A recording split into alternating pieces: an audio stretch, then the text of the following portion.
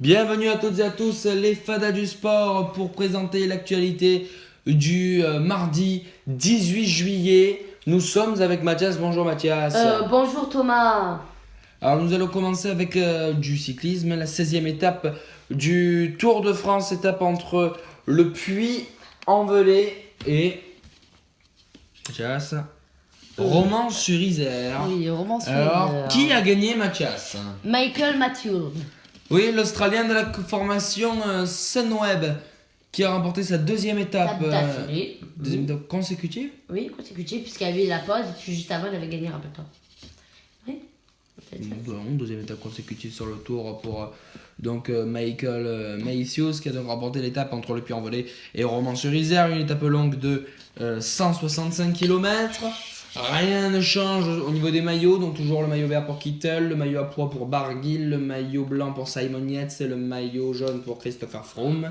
Rien ne change, donc une belle victoire hier sur une étape longue de 165 km avec un final en descente pour Michael Matthews qui donc remporte cette 16e étape du Et à la Tour de photo France. finish aussi. Et à la photo finish, oui, s'il était en concurrence avec qui? Bossenhagen et un autre. Bossenhagen, c'est ça, c'est Bossenhagen. Et un autre. Ouais, donc voilà pour le C'est un tennis. allemand, je crois. Pour le tennis, pour le vélo, pardon. Non, il était qu'en concurrence qu'avec Bossenhagen. Bon, voilà pour le vélo. Pour ce qui est d'hier, il y avait un événement, Mathias, le début de l'Euro féminin de football. La France affrontait l'Islande, donc un Euro qui se déroule aux Pays-Bas.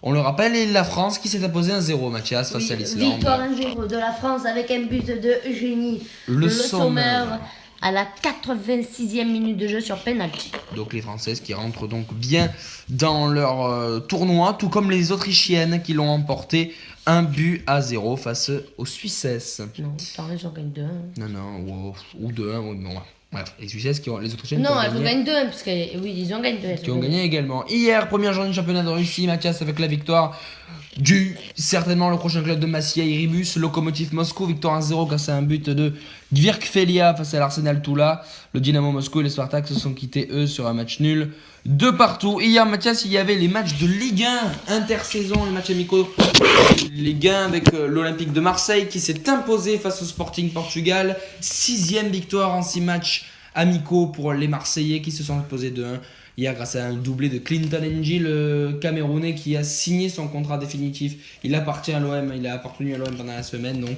les buts à la 2e et à la 52e minute de jeu. Une réduction de Doumbia, l'ancien joueur de Bâle, sur penalty à la 71e minute. Alors Mathias, est-ce que Marseille a réalisé une très bonne opération hier face au Sporting Portugal?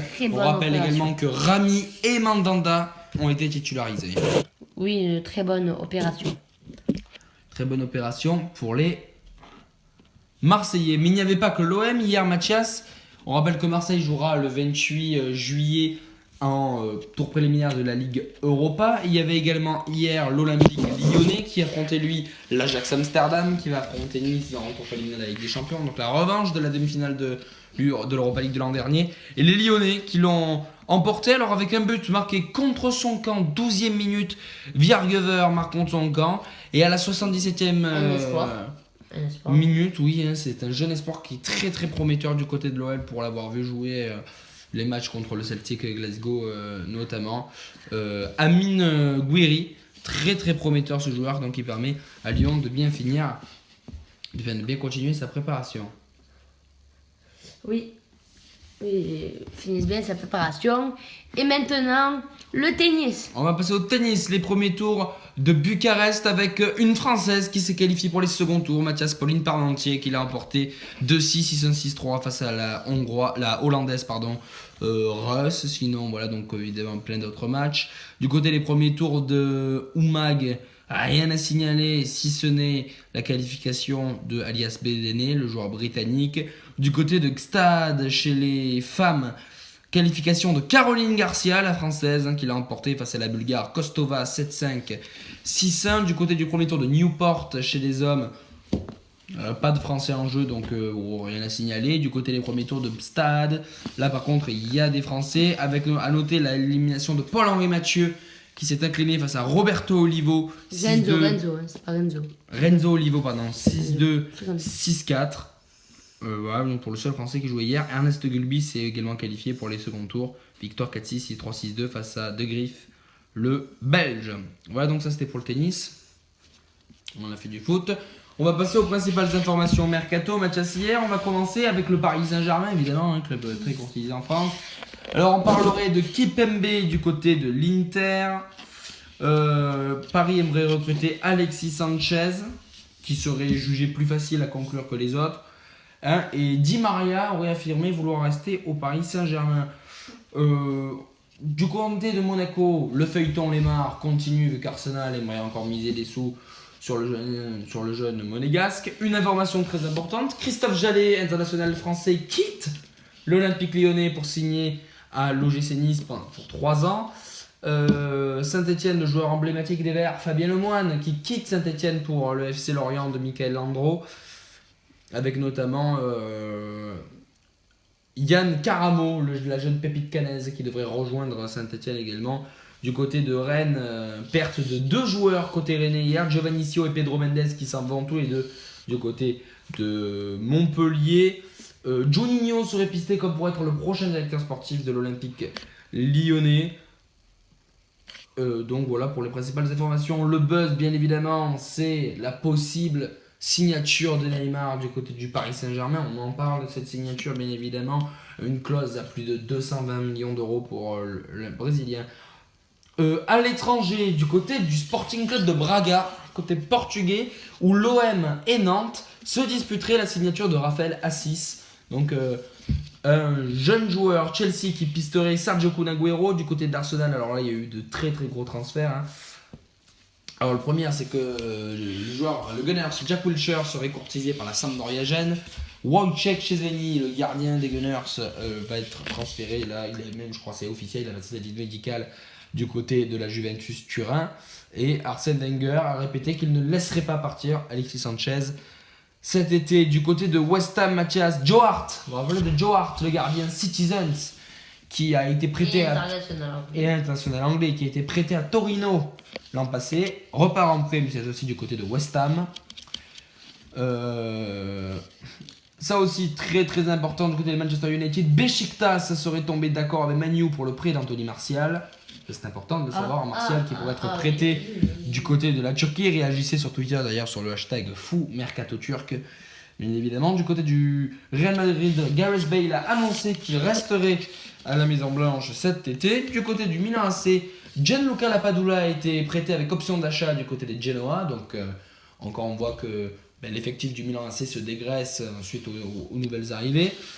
Balde Diao Keita, très bon jeune attaquant de la Lazio Rome, courtisé par l'Inter. Du côté de la Lazio, l'ancien joueur des Reds, Lucas Leiva, va rejoindre la Lazio Rome. Du côté de Rome, la Roma aurait